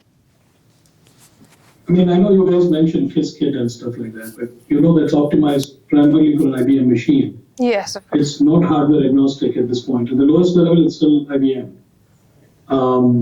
There is other stuff. I think it's Cirque or something from Google. Yeah, I mean, it does give you a developer mindset, but it's still not a universal language. And that was the question that you had. Thank you very much to all the speakers. My name is Mike Short. I chair the UK Telecoms Lab. I'm a little worried if the attention is mainly on quantum computing. And the reason I say that is GSMA has been successful when thinking about scale adoption of mobile technologies globally. And I don't think quantum computing is near enough for you to worry about it in isolation from the other quantum technologies. I would have thought you need a short, medium, and long-term strategy, and I'm going to propose one and ask for your comments. So if it's short-term, what are the worries today? The worries today are about security. So how can quantum security be addressed, not just in a post-quantum crypt way, but in a quantum secure way to deliver secure services? That, to me, should be an immediate short-term challenge.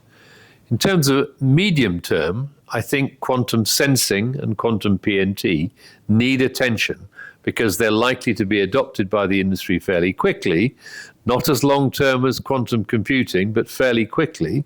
And looking at some of the use cases in those areas would seem very sensible as a medium-term strategy. Quantum computing, I think, is worth looking at, but from a longer-term point of view, so that you can still deliver the short and the medium-term objectives, but also understand what are the quantum computing alternatives and how you can make a difference. What is wrong with that short, medium, and long-term strategy for GSMA? Well, I guess I'll take this one. Which is a very specific question about GSMA strategy, I suppose. So firstly, this conversation, I guess, has focused a lot on quantum computing, which possibly naturally follows from the discussion of how quantum and AI will work together. We have, I think, as Andy has and Sushil have both identified, maybe neglected a little bit to discuss the other types of quantum technology during this session. So what I will say is perhaps that the work that we're doing with GSMA, we have some work we're really excited about on quantum computing, but that's to some extent looking at long-term preparedness.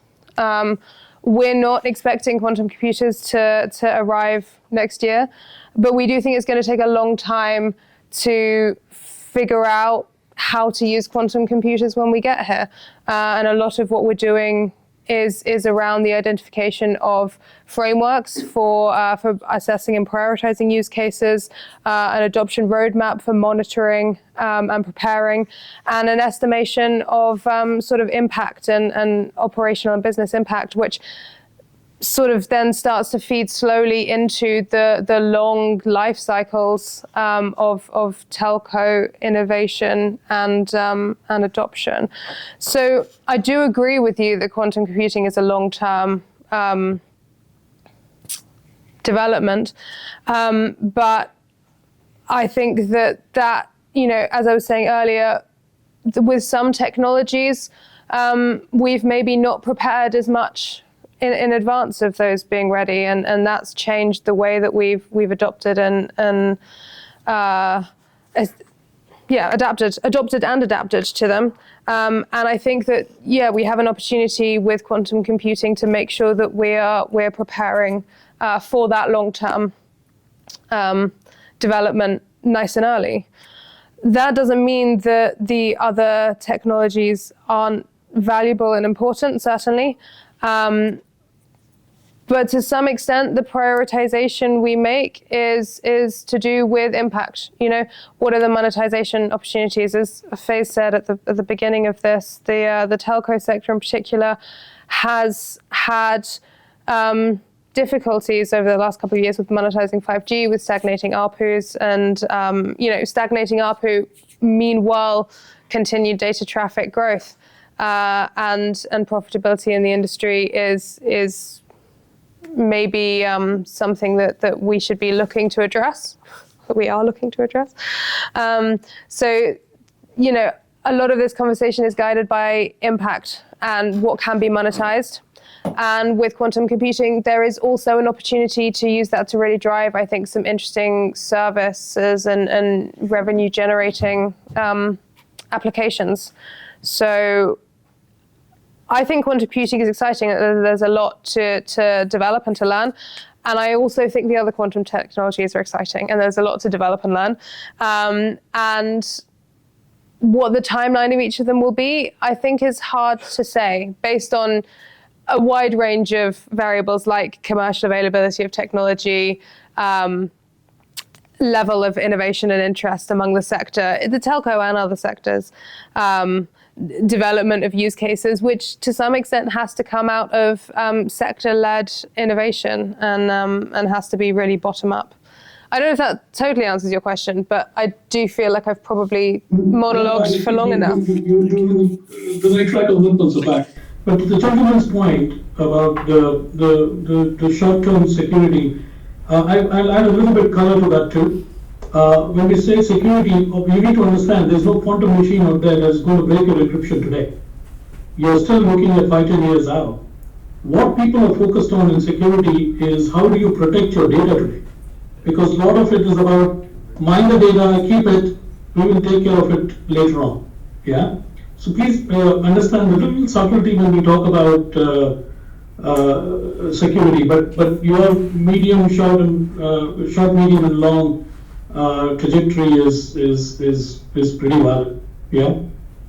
There's a lot of uses on this one that I see on the sensing side, which is already being done today. But yes, that's a good medium term thing. But the quantum security is aptly applied now, more for protection. Just I want people to keep that in mind.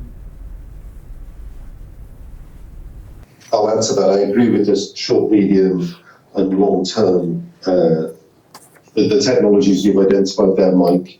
What is important? Clearly, the shorter term technologies have fewer applications. Encryption is a very specific application, sensing is a broader application, and computing is a very, very wide application. So that's kind of made sense to focus on something early on. At last year's Commercializing Quantum showcase in London, it was identified that there are 80 companies developing quantum computers. And I think the important thing, and this is kind of what I discussed earlier, was looking at the components, because it is the building blocks that need to mature in order to build these quantum systems. So things like the atomic clocks, single photon emitters, single photon detectors, tunable lasers, etc. Because once they are mature and they start to scale, that is what will determine the time frame for the other technologies to mature and reach market penetration. Good. We crossed 120 minutes mark. First time, I think Tuesday. Subhash, my dog here is only telling me, dude, you've been sitting here for so long. But all for a good reason, though. But before I really get on to Tech Tuesdays, a quick observation. Today we had close to about 47 odd people joining in person as well as remotely over Teams. And I bet out of these 47 people, close to about 60% of them are students who are joining from various time zones. And they have been with us for the last, I guess, 1 hour, 45 minutes or 2 hours odd. That kind of proves 2 points. A, that there's a huge amount of interest on this topic, quantum and AI. And God willing, we'll try and, Tech Tuesday will try and produce one more episode on quantum or AI sometime in this calendar year, if all goes well. And the second part, the fact of life is all the students and everyone in the room could tag along and got glued to the whole discussion, primarily because it was obviously a very, as I always say, engaging, interesting, and engrossing discussion. And that's largely because of the panel. So big rounds to them. Thanks, Sushil. Thanks, Andy. And thanks, Sapphire. First time, good show. Great show. And of course, the guests out here. So it's been a great sort of audience. And I think when we sort of have this streamed on YouTube, we'll probably see the reflection of that in terms of views and everyone. So thanks to everyone who's joined this evening. Moving forward, the next episode of Tech Tuesday is happening on the 2nd of June. The topic is Internet of Thoughts. So please come in, please register, ask your, inform your friends, family, everyone. We've got a huge lineup of great episodes coming up before the summer holidays. As you can see on the slide right now, we've got a two-part episode coming up on the 30th of June and 7th of July, which is we're doing in partnership with JLR and WMG, which is Warwick Management Group. And then on the 14th of July, we're doing Tech Tuesday Extra at the High Commission of India, which the registration for this is already open on our site. Please feel free to register yourself as soon as possible. It's based on first come, first services.